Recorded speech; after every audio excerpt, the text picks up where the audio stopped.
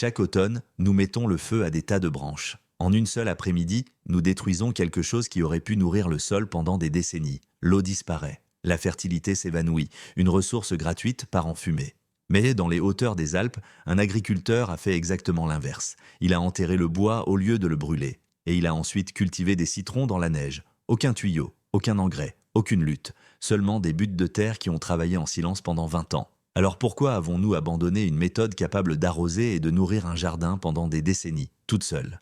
La réponse ne remet pas seulement en question nos habitudes de jardinage. Elle remet en cause tout ce que l'agriculture moderne croit savoir sur le contrôle, l'efficacité et l'ordre. Cet agriculteur n'a jamais cherché à être un rebelle. Il s'est contenté d'observer la montagne et d'écouter le sol. Mais dans les années 1980, cette observation silencieuse a transformé sa terre en champ de bataille.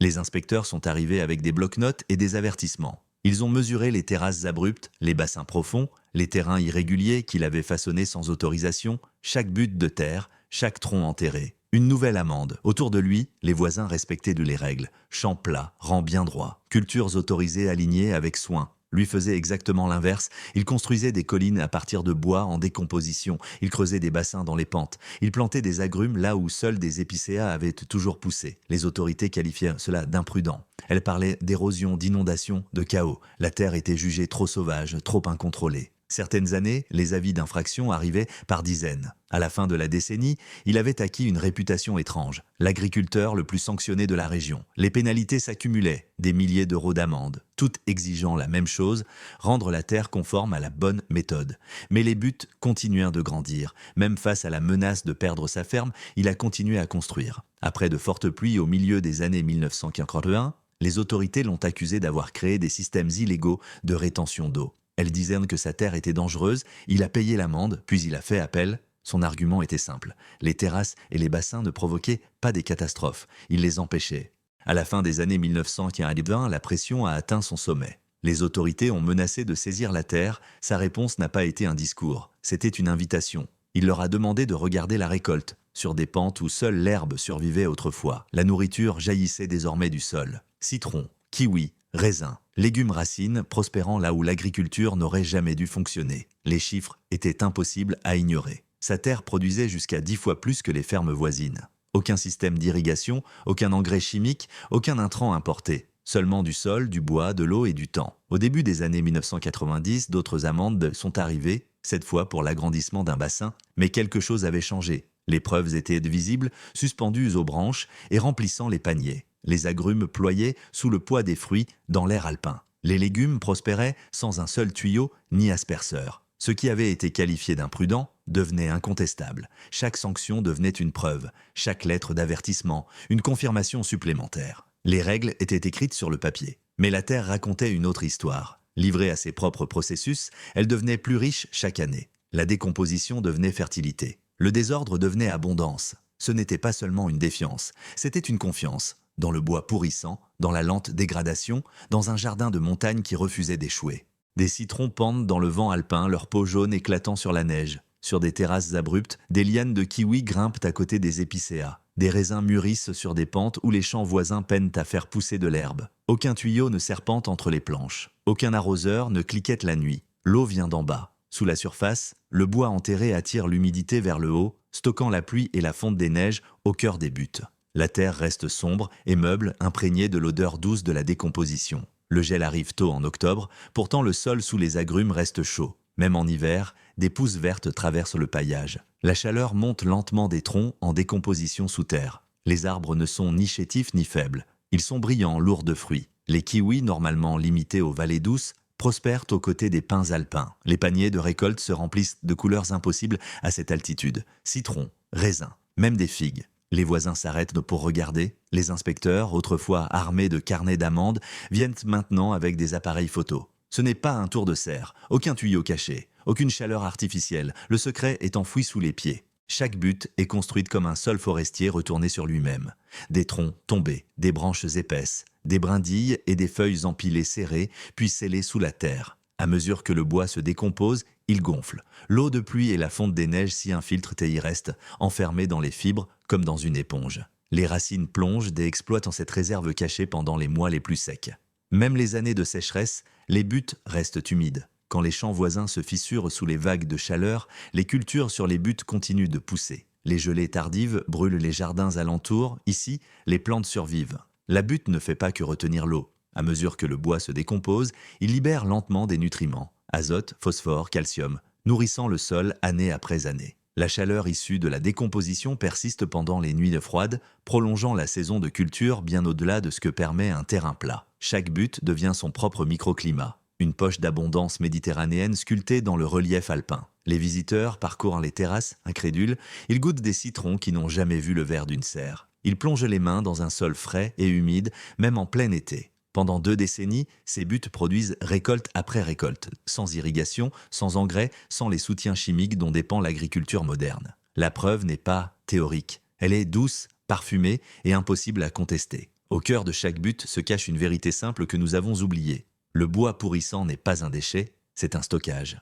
Au centre de chaque butte se trouve une vérité physique simple. Le bois en décomposition est littéralement une éponge. Le bois est constitué de cellules microscopiques faites de lignine et de cellulose. Ensemble, elles forment un réseau de minuscules pores. Lorsque la décomposition commence, ces passages s'ouvrent, l'eau y entre et y reste. Les tests le confirment.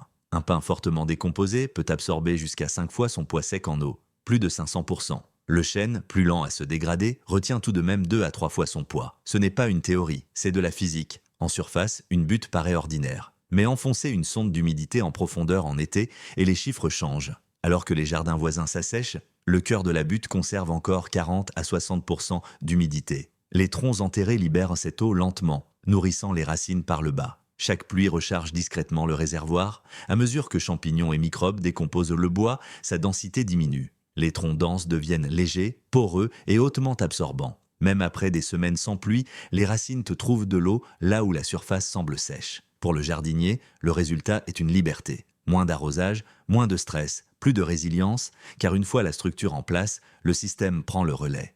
Sous la surface, la butte fait plus que stocker de l'eau. Elle produit de la chaleur. Dès que le bois est enterré et scellé sous la terre, microbes et champignons s'installent. Ils commencent à décomposer la lignine et la cellulose, consommant lentement les troncs de l'intérieur. Ce processus n'est pas silencieux. Il est exothermique. Chaque étape de la décomposition libère de petites impulsions de chaleur, réchauffant le sol par en dessous. Même durant les hivers alpins, la terre au-dessus du bois enterré peut rester plusieurs degrés plus chaude que les champs environnants. Cette chaleur est un avantage vital. Les graines germent plus tôt au printemps. Les racines restent actives plus longtemps. Les gelées tardives qui détruisent les jeunes plants sur terrain plat passent au-dessus des buttes sans effet, amorties par la chaleur régulière qui monte d'en bas. À l'automne, la saison s'étire. Les tomates et les courges continuent de mûrir des semaines après que les jardins voisins se sont flétris. Le froid s'installe dans les vallées, mais la vie persiste sur les pentes. La chaleur n'est ni brutale ni soudaine. Elle est lente et constante, exactement ce dont les plantes ont besoin. Pas un choc, une couverture. Avec le temps, le bois enterré change de rôle. Il cesse d'être seulement un radiateur, il devient autre chose, un moteur nutritif à long terme. Le bois enterré ne se décompose pas rapidement. Il se décompose avec patience. Les feuillus comme le chêne ou l'érable peuvent mettre jusqu'à 20 ans à se dégrader complètement. Pendant tout ce temps, ils libèrent lentement des nutriments, azote, phosphore, calcium, exactement au rythme des besoins des plantes. Il n'y a pas de pic, pas d'effondrement, seulement une fertilité stable, année après année. À mesure que les troncs s'assouplissent, ils deviennent une base pour la vie. Les réseaux fongiques remontent les minéraux. Les bactéries transforment la matière complexe en nutriments assimilables. Les vers de terre mélangent le bois décomposé au sol, laissant derrière eux des turicules riches. Chaque saison, les racines descendent plus profondément. Chaque année, la butte s'affaisse, plus sombre et plus fertile qu'avant. Les jardins à long terme le confirment. Une butte bien construite peut nourrir des cultures pendant 20 ans ou plus sans apport d'engrais. Même après 10 ans, le sol du cœur est souvent plus riche que celui alentour. Rien ne s'érode, rien ne se volatilise. La fertilité reste enfermée dans le bois, libérée lentement par la décomposition. Dans un monde obsédé par l'instantané, ce système récompense la patience. Cette méthode n'a pas disparu parce qu'elle échouait. Elle a disparu parce que les machines ont pris le dessus. Après les années 1920, l'agriculture a exigé des terrains plats. Les tracteurs avaient besoin de surfaces lisses, les charrues de lignes droites. Les buttes gênaient. Les champs ont été nivelés, les broussailles brûlées, la terre remodelée pour les moteurs, pas pour les écosystèmes. L'efficacité a remplacé la résilience. Avec la disparition des buttes, ont disparu l'eau cachée, la chaleur et la fertilité de long terme. Ce qui restait semblait propre et maîtrisé, mais nécessitait une irrigation et des engrais constants pour survivre. Aujourd'hui, ce système est sous tension. L'eau se raréfie, les intrants coûtent cher, la chaleur arrive plus tôt chaque année, alors on enterre de nouveau du bois, pas par nostalgie, par nécessité. Faire le travail une fois, laisser le sol faire le reste, la terre se souvient.